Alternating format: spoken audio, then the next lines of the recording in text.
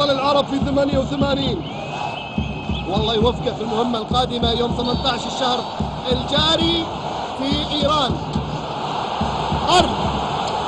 طرد يو بيونغ، وحكم المباراة يقول ضرب بالمرفق، يقول ضرب بالمرفق.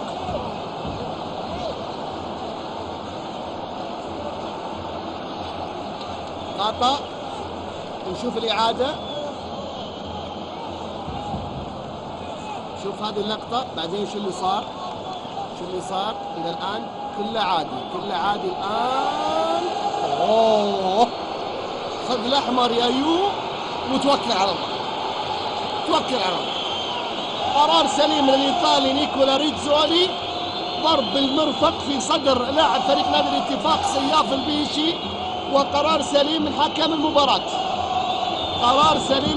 المباراة.